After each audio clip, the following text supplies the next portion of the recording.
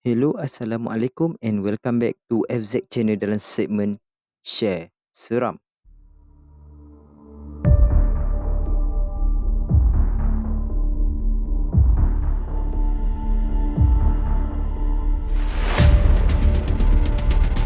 Subscribe. Okey, kisah kali ni, kisah yang nak diceritakan ni adalah berkisahkan kisah ride bersama kawan-kawan. Kisah seram di sebalik ride ini ada beberapa cerita, tapi aku ceritakan secara one by one lah. Okey, kisah pertama ni melibatkan di mana ride ni dilakukan secara berkumpulan yang boleh dikatakan dalam jumlah yang agak ramai, dalam 10 ke 15 orang macam tu. Dan ride ni diorang mulakan daripada utara tanah air dan diakhiri selatan tanah air. Dan permulaan kalau tidak silap aku adalah di negeri Perlis dan ujungnya ialah negeri Johor. Dalam perjalanan ialah perjalanan yang agak jauh lah daripada utara ke selatan tanah air ni kan, memakan masa yang agak lama. Tapi seperti biasalah, bila dah terbiasa dengan geng-geng ride ni, diorang macam just follow the flow. And bila sampai ke beberapa tempat yang diorang dah memang setkan untuk diorang berhenti untuk berehat, mereka melakukan seperti biasa. Dan sampai ke satu perhentian ni, sebenarnya perhentian ni kalau siapa-siapa boleh cek, banyak perhentian yang macam perhentian ni. Tapi ada perhentian yang lebih bagi aku sendiri lebih menyeramkan. Tapi perhentian ni aku tak nak sebut lah. Tapi perhentian ni wujud. Tu firstly, diorang berhenti kat satu perhentian ni. And setibanya diorang kat perhentian ni, yelah dah masing-masing penat, lebih fokuskan kepada nak rehat je lah kan. Tak ada nak fikir macam nak enjoy suasana sekeliling R&R ni ke apa. Tapi macam okey lah, diorang pun rehat. And dalam diorang berehat ni, adalah yang masing-masing pergi tandas lah, ada yang masing-masing tidur kejap lah, ada yang makan lah, macam-macam lah, masing-masing hal sendiri kan. Dan selepas bila dia teliti balik, salah seorang ni macam hilang daripada grup. Walaupun dia hilang ni macam tak disedari, setelah beberapa ketika salah seorang ni macam sedar lah, member kita seorang tak ada lah, gimana tak apalah. Dia pun macam bila dah start sedar yang member diorang tak ada, diorang carilah, cari.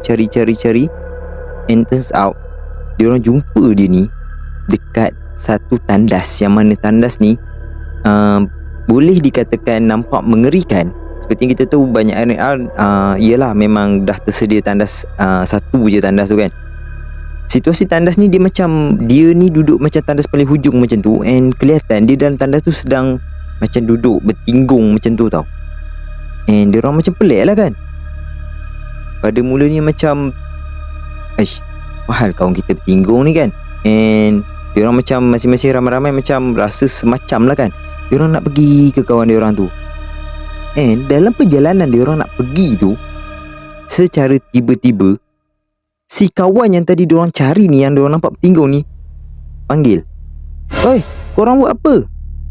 Sejenak dengar suara tu, semua diorang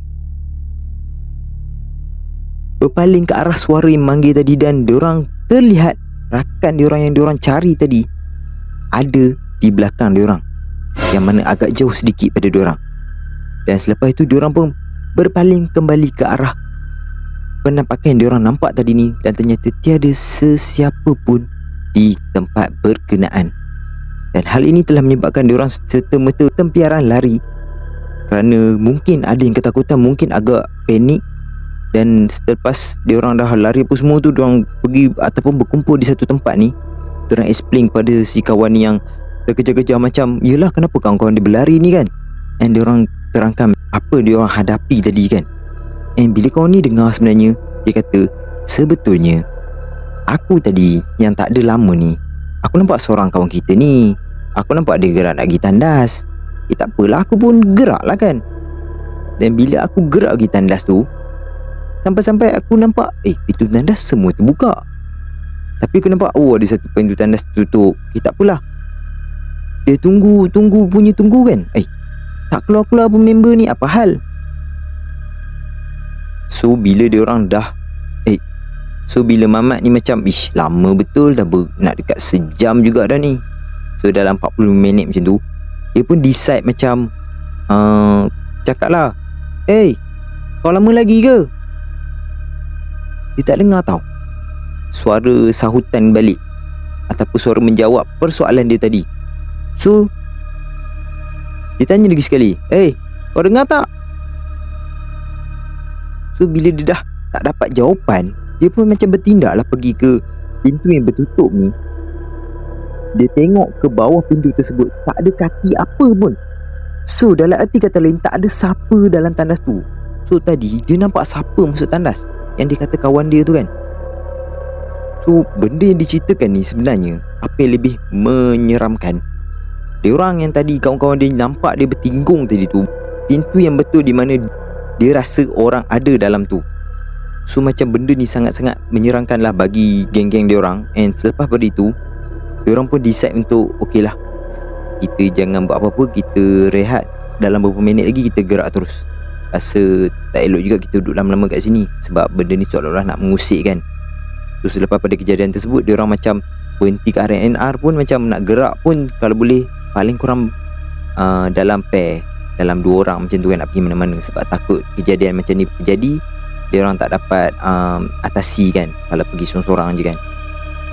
Okey, untuk cerita yang kedua kita sambung di episod seterusnya. Terima kasih kerana menonton. Jangan lupa untuk subscribe, like, share video ni kepada kawan-kawan, dan jangan lupa juga untuk tekan butang loceng untuk dapatkan setiap notification apabila aku upload video-video baru. Terima kasih kerana menonton. Assalamualaikum.